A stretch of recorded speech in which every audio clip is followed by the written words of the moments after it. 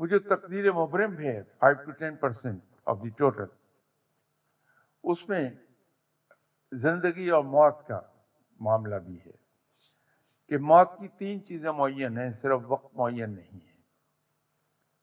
موت کا وقت، موت کا مقام اور موت کا طریقہ یہ مقرر ہے۔ لیکن رب تعالیٰ ایک چیز ہمیں یاد رکھنی چاہیے، وہ مالک ہے، قدرت والا ہے، جو چاہے وہ کر لے، اسے کوئی پوچھنے والا نہیں۔ تو دعا ہم مانگتے ہیں موت کے ٹلنے کی، رب تعالیٰ پوری طرح مالک ہے، وہ قبول فرما لے۔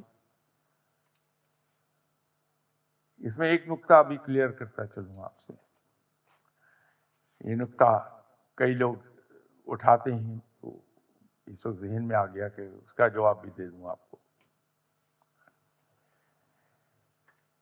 لوگ یہ کہتے ہیں کہ وقت تو مقرر ہے موت کا، ایک آدمی نے خودکشی کی، وہ مر کیسے گیا؟ تو اس کا جواب یہ ہے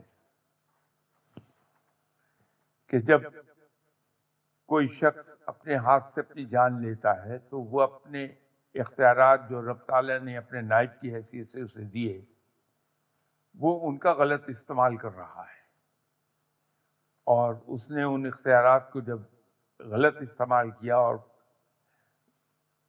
قدرت کے کاموں میں دخل اندازی کی اپنی جان لے کے، اسی کی سزا ہے کہ ساری عمر وہ جہنم میں جلتا رہے گا۔